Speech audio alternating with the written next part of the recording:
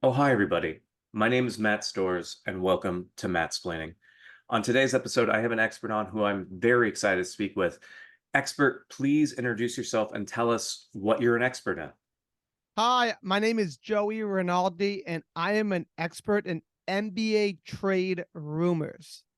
Fantastic. I have been a big proponent and big follower of NBA trade rumors for years. And I think that one of the things that really makes it easiest to understand NBA trade rumors or rumors of any kind as it relates to sports is thinking about the impact that the trade is going to have on the locality, because a lot of people think like, oh, it's about building a team or synergy with your players, but ultimately it's about the incentives. Is this new player going to be able to sell trucks in our community? Are they more of a person who's going to be able to sell like plumbing supplies, those sorts of things? And I think that that's something a lot of people overlook, like the advertising potential of the players as they move around the country.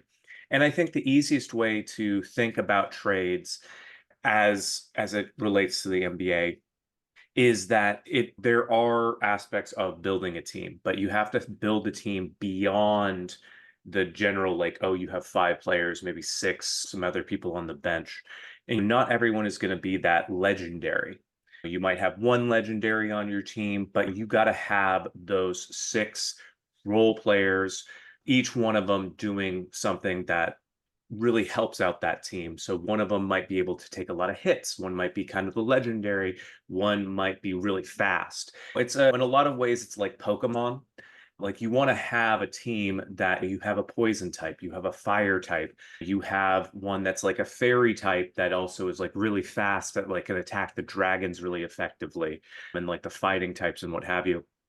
And you also want to consider the what other incentives you can bring in. So, for instance, there's historically been a lot of rumors about like Maytag and other like appliances as they have developed. I believe they own some stadiums. One of the things was they had developed a when it first came out, the washer and dryer combo, and there's a big rush to get in contact with Maytag and see if they could throw those washer and dryer combos in as an incentive to get new players into the teams, because they're like, oh, that's such an amazing deal. Like that would be so effective and so efficient for space This is saving. very Will Ferrell, semi-pro, philanthropic territory you're getting yourself into, which I'll Oh, elaborate later. okay, interesting. Yeah, and more recent development that's similar is the Skittles Mix Machine. If you're familiar, Skittles, famous candy brand,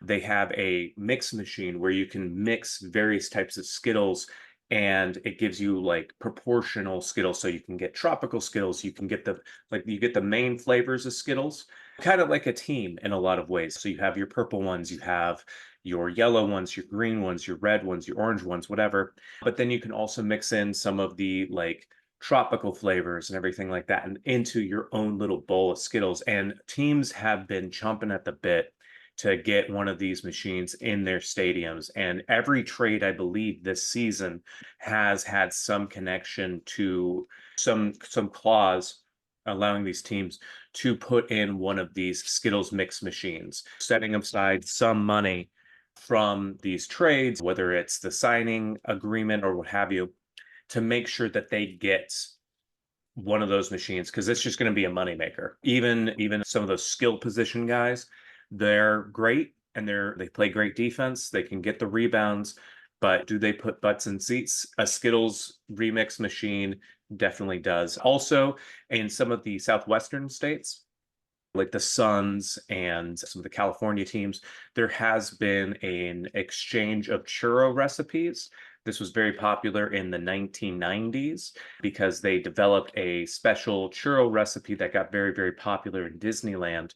And so they were like, well, let's get that into Phoenix. Let's get that into Denver. And basically, really what it comes down to is the NBA trade rumor dynamics is all about sweets. And people just want to have their sweet tooth satiated when they go to a basketball game. And that really drives the willingness and desire to trade the players. Now, based on what you've heard so far, how much of that would you say was accurate? I feel like the judge in Billy Madison at the end of the movie, where he's like, nowhere in that rant did you come close to answering the question. I reward you no points, and God have mercy on your soul. Okay, It's almost like a zero. Like it's almost like a 0 out of 5 stars. But okay, I'm gonna give you 1 star because you mentioned washing machines and dryer machines, and it is a great reference in Will Ferrell's Semi Pro, which is a okay, hilarious parody movie about the ABA, which was a league like a semi professional basketball league that the NBA ended up having merged with. I think in the 70s, late okay. 70s. I'm not sure, but that's like where Dr. J and a lot of other amazing basketball players came from, like Rick Barry came from that era. But the point is, in that movie, Will Ferrell's team trades for, oh, why can't I think of his name right now? Oh my God, why can't I think of it? Oh my God, the silly guy in Cheers. He's in Zombieland. Why what's that actor's name? Oh my God. Woody Harrelson? Well, thank you, Woody. They trade for Woody Harrelson, who's like an NBA player on the Celtics, and like the whole joke is that they traded him to the Celtics for a washing machine. And like in the first scene, he's like in the movie. The sports announcer's like, "It was a tough call. I think the Tropics gonna regret trading that washing machine." So Beautiful. in that weird full circle kind of moment, you had me for a second. Okay, But besides the washer machine, you could not have been more far off, unless you compare D&3 players on low salary contracts okay, as suites. If you call them suites, then I guess the NBA has a sweet tooth for those type of players. okay. All So right. maybe 1.5 stars, but you're definitely not getting 2 stars from me. Okay, I'll take that. 1.5, 1 to 1.5 stars The even. 1.5 is pushing you. You're on the Okay. cusp. Like you can't confidently walk around saying you got a 1.5. Okay, so a 1.25. Fantastic. Tell me about NBA trade rumors and just like what about it, the history of it. I'm fascinated to learn more. I am kind of embarrassed to even say that this is something I'm an expert in because it's I spend so many hours a week researching at what NBA gossip is saying. I listen to like 5 to 7 trade podcasts a week. Sometimes, like if I'm really like feeling myself, I'll listen to like 10 or 11. There's so many trade basketball podcasts. I know all of them. There's so many blogs you can read. And then there's so many people like in the community I can just call up and rant at or hear them rant at me. I'm even in some weird forums on Facebook and stuff where like it's a lot of freaks who all they talk about is trade rumors. And Nice. so I'm gonna start by explaining the way I view trade rumors, then explain how I got into it, and then explain how it developed into where we are in 2024. Okay. To start us off, NBA trade rumors, specifically NBA, is its own form of gossip, celebrity gossip that has almost at this point nothing to do with actual like basketball sports fans. Like it's a lot of like really nerdy looking dudes who like, have you ever seen the movie Moneyball? I have, yeah. It's like a bunch of picture of like a nerd watched Moneyball and was like, I want to make this my whole identity and make it nerdier. That's like what Great. NBA trades is like, because essentially there's 30 teams in the NBA and there's only 2 teams that go to the final every year. There's only 1 team that's in the championship that can win the championship. And even though lots of teams can make the playoffs, like right now, there's 30 teams, but 8 teams can be in the playoffs. And there's also a new I can never say this word, preliminary round, Preliminary. which is a play-in game where 2 extra teams can play the bottom 7th and 8th seeds of the playoff, like who should be in the playoffs. So Hmm. it's basically adding 4 more teams in the playoffs. So now there's 30 teams total. and 20 teams get a chance to be in the playoffs. That means the chance of being in the playoffs is very high. Right. And this has made every team feel as if they should be a playoff team. So now every team is constantly trying to trade for something to put them in at least the 10th seed. And here's the funniest part. The 10th seed, even if it gets you in the playoffs, those teams typically lose immediately and then you never hear from them again. So like they spent all this time trying to get in there to not even get close to the championship. And then on top of that, if you're a bottom 10 team, you love being a bottom 10 team is incredible because of the NBA draft. And the draft is the worst teams get a high pick. So they get the worst teams in the NBA get a high pick to pick the best new college recruits. Right. So now we're in this crazy world where the best teams are constantly trying to make trades to make their best team even better to be a championship team, where the middle teams are constantly making trades just to barely be in the playoffs, barely, but they want to be in it. And then at the bottom, this is the best part, Matt, that I don't think you're ready for. Okay. This is my favorite part of the whole bonanza we're in. The worst teams are now actively trying to trade their best players to make themselves worse to ensure that they are the worst teams. Like there are teams that will their fans will go on Twitter and complain it's the last 2 games of the season and they chose to win the last 2 games. What fucking idiots. If they just lost those last 2 games, we would have definitely had the best college recruit for the draft. They get an extra 10% chance of getting that winning the recruit. NBA lottery. Yeah. And so now there's so many incentives to either be good or in the middle or bad right now that every team is kind of happy. There isn't a such thing as a sad NBA team anymore, because it's almost like we're in the world of participation trophies and the NBA is handing them out left and right now. This is creating so much parity within itself where there's people I know who don't even watch basketball. They don't watch NBA games. They just want to be in the gossip of what the next trade's going to be. And even if it's not a trade, it could also be a free agent signing or a player getting cut from a team. So a team then picks up a guy who just got cut. It's called play of movement. Trades is everyone will tell you trades is the sexiest, most exciting. It's like the cream of the crop. But any form of player movement or draft pick movement, because you can trade draft picks now. Okay. All of this is in the world of excitement. And it's like the way women watch The Bachelor, like the way people watch Keeping Up with the Kardashians.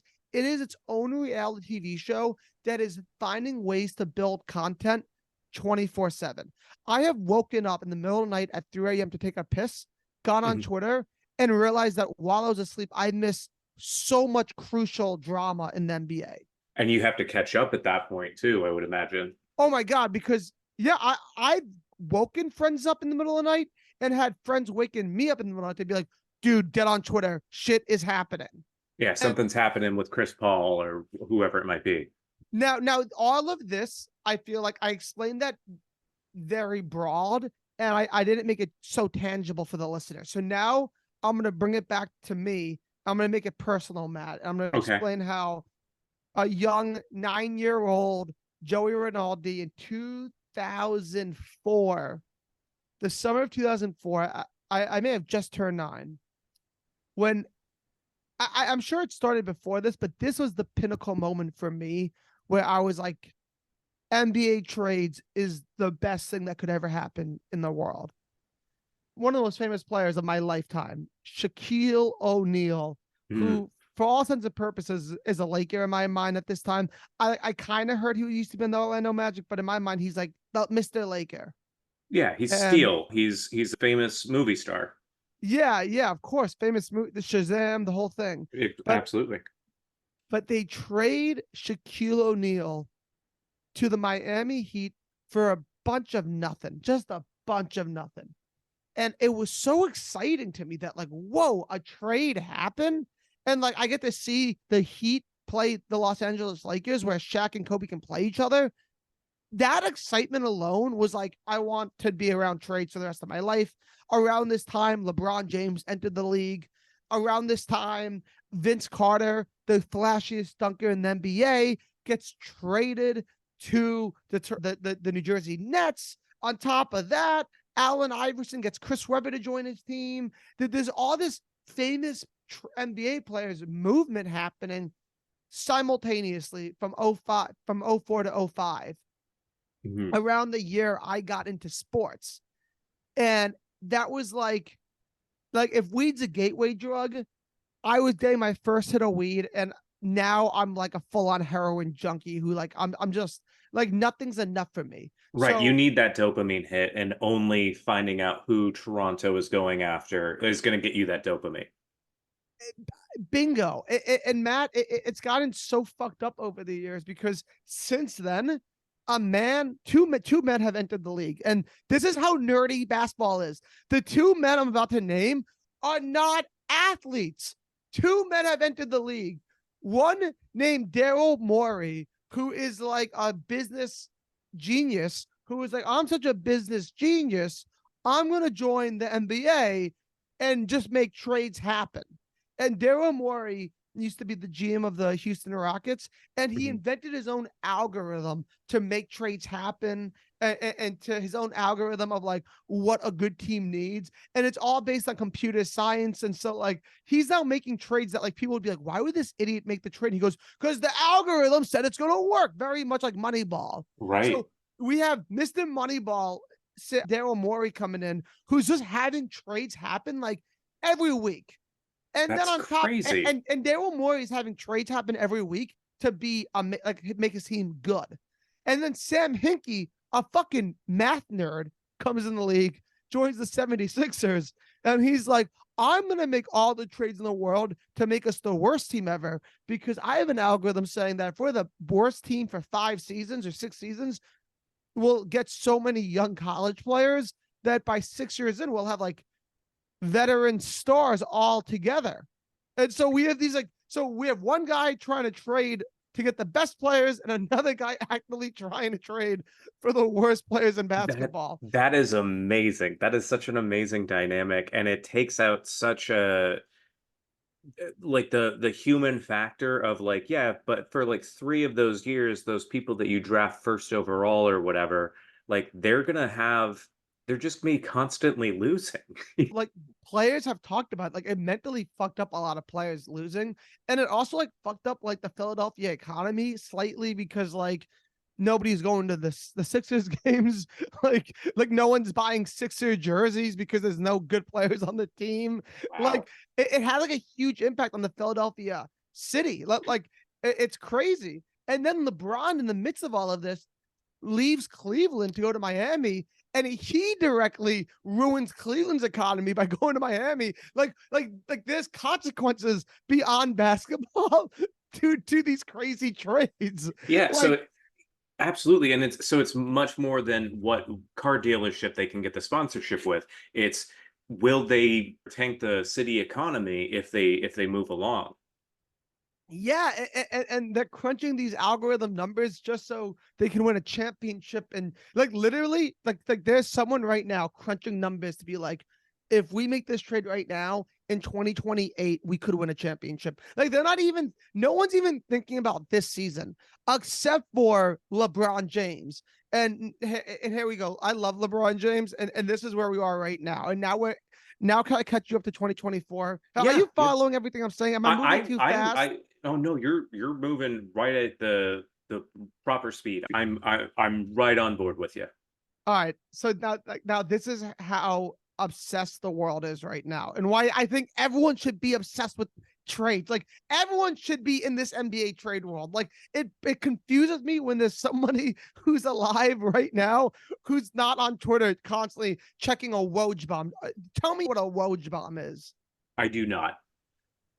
Adrian Wojnarowski Okay, okay, is yes, an yes. ESPN. He works for ESPN, and his whole job is to do NBA alerts. Okay. His whole job is to alert ESPN about what's happening in basketball. And so whenever there's a trade, it's called a Woj bomb. because Woj will always be the first person to tweet the trade. And so whenever there's a trade, it's like, Joe, do you see that new Woj bomb? Like, so like literally, Right. I'm like a heroin addict on the street being like, yo, I need a new Woj bomb, baby. Give me the Woj bomb. I need it. I without the Woj bombs, I'm nothing. I'm only as good as my next Woj bomb, basically. Okay. And so in 2024, we're excited right now because we have the best player of all time, arguably LeBron James, who signs these like weird contracts, like these like 1 year deals where, so if you have a player on contract for like 5 years, the team doesn't have pressure to make trades to make the team good because they go, oh, we can relax because we have our best players on the contract for a long time, so we can like slowly build. But LeBron makes it so he's like, if we don't win this season, I may leave. So that puts so That's much pressure. beautiful. So every year, his GM, his general manager is like, I got to do everything I can to make LeBron happy so he doesn't leave. And to make LeBron happy, you have to make a finals team. And to make a finals team, you sometimes have to trade all of your players. So what teams want in a trade, if you're trading a superstar, what you want in return is draft picks and young players. And it's so valuable. Having a draft pick or a young player is like having like GameStop stock at the beginning of that whole GameStop movement. You know what I'm talking Right. about? Yeah. Yeah. It's like because it could grow. You don't know how much it can grow, but it could grow. Like the potential is what you're trading, and potential is good. People love potential. So LeBron's like, I don't care. Trade all the draft picks, trade all the young players. I don't care if this guy's potentially going to be good in 5 years from now. I may retire next season. So you have to trade them now. Wow. And so LeBron is always doing this. So many times LeBron has gotten like half his teams traded in February. And the reason why I say February is because that's when the trade deadline happens. And the trade deadline, once the deadline passes, you can't trade until the season's over. Oh, wow. So that puts a ton of pressure to like build that specific team that you need for the rest of the season So then. we're in January right now. So we're officially in trade season. The clock is ticking. And the second it hits like December, what it feels like, this is going to be a little crass. I feel like I'm on Pornhub just scouring the internet for the perfect porno. And I don't know about you, but like when I was like, I've had days in my life where I spent too long on Pornhub to find a video to jerk off to. And then when you finally like come, you're like, was it really worth spending that much time to find a video? Like, is this feeling even good? Like, that's how I feel the day after the trade deadline. Because on the trade deadline, there's all these trades. I'm talking about there's Woj bombs out the wazoo. Like, Woj will post like on Twitter, like over 50 to 70 times, maybe even 100, honestly. Like, he'll post so much on the trade deadline day. And I'm just getting these Woj bombs like all day. I'm like, yes, yes, yes, yes, yes. And then the deadline ends, and I'm like, now that these trades happen, like, do I even like care about these? Like, are these even good trades? Like, are these trades even gonna mean like it's like sometimes the result of the trade isn't even fun, but the idea that the trade's happening is crazy to me. Like, it's just, and there's a lot of people out there who feel exactly how I feel. Absolutely. It just sounds like a crazy rush for like a month and a half, and then just like a huge dopamine drop off once it ends. And the irony is, the ending of the season is the most exciting part of basketball wise, because now teams getting close to the playoffs. The play-in tournaments happening, then the playoffs are happening, then the semifinals are happening, then the conference finals are happening, then the finals are happening.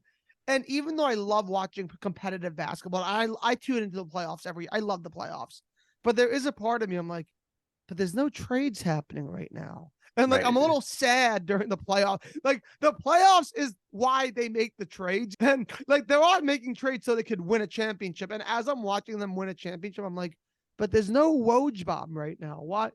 It's like a bittersweet moment. Yeah, it doesn't give you everything that you might want with that. I can see that being difficult. Joey, this has been so informative, but unfortunately we're running out of time. If No, people that was my spiel. So Oh, if fantastic. you have time left to ask me questions, or if you have anything you want to address, but Oh, that was my spiel, baby. I hope oh that no. was good. Oh, that was so insightful. I wish we had more time to chat about it, but if people wanted to learn more about NBA trade rumors, NBA trades in general, or if they wanted to learn more about you, where would you recommend that they go? Learning about me or trade rumors? So let's start with where can they find you? I'm the Joey Rinaldi on Instagram and TikTok. I deleted Twitter when they made X because I don't like X, but Okay, I still get the Woj bombs. Don't get me wrong. I know how to get the Woj bombs, even though I'm not on X.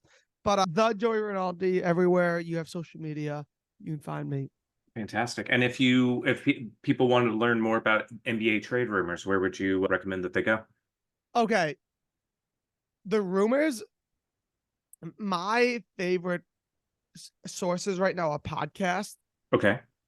So Bill Simmons, he has this podcast called the Bill Simmons podcast where he talks about all manner of things, like everything about sports, like talks about all everything. But if you follow him closely, he'll post like one basketball podcast a week, and some weeks he'll have like 2 to 3. Don't listen to his other podcasts, like only the ones about basketball tune into, because he's an insider who knows all about crazy basketball trades. Then you can listen to the Ringer group chat, and then there's another one called, oh, what is the other one called? Oh, No Dunks. No Okay. Dunks. Shout out to No Dunks. Fantastic. Those are great places where all trade rumors are being discussed. And if you're a sicko psychopath, if you are a sicko psychopath, you can join the Ringer NBA Facebook group. And this is for people who have no lives like myself and just want to see weirdos post about NBA trade ideas every day. Beautiful. Joey, I can't thank you enough. This has been so insightful, and I feel like I have learned so much. I really appreciate it. Yeah. Can I make a quick shout out? I just want to shout out my brother Frank Rinaldi, wherever you are. He is my like guru to all of this. He's my older brother. He's the nerdiest fucking, like when I talked about the nerdy like Bill James Moneyball losers, he is like the nerdiest when it comes to this stuff. And he's such a sick fucking guy when it comes to NBA trades. And wherever you are, I love you because I know you're taking a shit right now, reading about some trade idea that you're gonna tell me about next time I see you for a family holiday. So thank Beautiful. you for getting me in this weird, fucked up world. Fantastic. Wonderful. My name is Matt Storrs, and this has been Mattsplaining. Quick shout out to Ryan Lawson, who made the theme music for Mattsplaining. He's part of Beat Blender Studios, which can be found at Beat Blender Studios on Instagram and TikTok. Or if you're in the market for some amazing music, you can contact him directly at beatblenderstudios@gmail.com.